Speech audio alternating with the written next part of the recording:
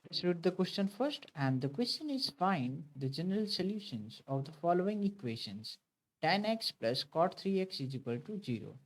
So to solve this question, first of all, we'll write some key concept here. The key concept is that the formula that we are going to discuss here. Okay. अब मान लीजिए हमारे पास यदि sin A into sin B plus cos A into cos B हो दिया जाए, ऐसा form मिलता है हमें, तो हम इसको क्या लिख सकते हैं, cos A माइनस बी। ठीक है, ओके। अब यदि हम मान लीजिए यदि cos theta is equal to cos alpha आ जाता है और हमसे बोला जाए कि जनरल सोल्यूशन फाइंड करें, तो कैसे करेंगे? तो सबसे पहले हम थीटा इज इक्वल टू, ये फार्मूला होता है जिसकी मदद से हम फाइंड आउट करते हैं। ठीक है, 2n pi plus minus alpha. Okay, so with the help of this formula we can find out the general solution for the cos alpha, cos cosine। Okay, so let's see what we have। तो हमारे पास question दिया गया है 10x plus cot 3x is equal to 0, और हम जानते हैं कि 10x को साइन और कॉस के फॉर्म में कैसे लिखते हैं, यानी हम इसको लिख सकते हैं, क्या लिख सकते हैं, साइन एक्स डिवाइडेड बाई, यहाँ लिखेंगे कॉस एक्स, प्लस ये आपका हो जाएगा cos 3x divided by sine 3x, that will be equal to 0।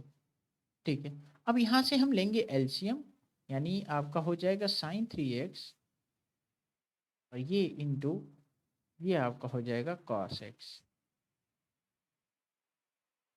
Cos x इससे डिवाइड करेंगे तो साइन एक्स हो जाएगा, ये आपका sine x into sine 3x हो जाएगा न्यूमरेटर में, और ये हो जाएगा आपका प्लस, आपका हो जाएगा क्या, साइन 3x से डिवाइड करेंगे तो ये cos x into cos 3x बन जाता है, that will be equal to 0। अब ये टर्म क्या हो जाएगा, डिनोमिनेटर यदि क्रॉस मल्टीप्लिकेशन करेंगे 0 से तो ये हो जाएगा आपका 0। तो फाइनली यदि अपर टर्म को देखा जाए तो क्या ये इस तरीके से दिखता है, sign A into sine B cos A into cos B. तो यदि ऊपर वाले टर्म को यानी न्यूमरेटर को हम लिखना चाहें कॉस ए माइनस बी के फॉर्म में, तो हम लिख सकते हैं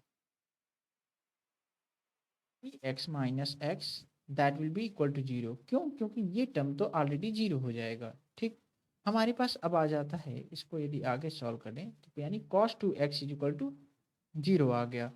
अब क्वेश्चन ये उठता है कि हमें यदि मान लीजिए जनरल सोल्यूशन फाइंड आउट करना हो तो उसके पहले हमें इसको कॉस के फॉर्म में कन्वर्ट करना होगा। ठीक है, तो चलिए कॉस के फॉर्म में कन्वर्ट करते हैं इसको, यानी cos 2x है, तो यानी cos कब 0 देता है, तो उसके लिए हम यहाँ पे साइड पे पहले लिखेंगे कि cos पाई बाई 2 जो होता है वो हमेशा 0 देता है, यानी cos 90 degree always gives 0 value. तो हम इसको उसी फॉर्म में चाहें तो लिख सकते हैं, यानी cos पाई बाई 2 के फॉर्मेट में लिखा जा सकता है। तो फाइनली हम अब क्या करेंगे, जो हमने की कॉन्सेप्ट में लिखा है इससे हम कंपैरिजन करेंगे, और उस कंपैरिजन के बेसिस पे हम थीटा की वैल्यू, अल्फा की वैल्यू और यहाँ पे फाइंड आउट करके वैल्यू पुटअप करेंगे। ठीक है, तो यानी हमारे पास थीटा इन दिस केस क्या आ जाता है, फार्मूले को यदि फिर से लिखना चाहें तो 2n pi plus minus alpha. ठीक है, तो यानी कंपैरिजन करने के बाद हमें अल्फा मिल गया आपका पाई बाई 2 और थीटा मिल गया 2x। तो चलिए वैल्यू को रखते हैं यहाँ पे 2x, ये आपका हो जाएगा 2n पाई और ये आपका हो जाएगा प्लस माइनस पाई बाई 2। ठीक है, अब यहाँ से यदि हम चाहें तो पाई को कॉमन लिया जा सकता है और आपका यहाँ बच जाएगा 2n प्लस माइनस 1/2, और ये आपका हो जाएगा 2x। तो यदि हम चाहें तो x को यहाँ पे शिफ्ट कर सकते हैं, और शिफ्ट करने के बाद फाइनली हमें मिल जाता है x is equal to pi by 2, और ये आपका हो जाएगा 2n प्लस माइनस 1/2।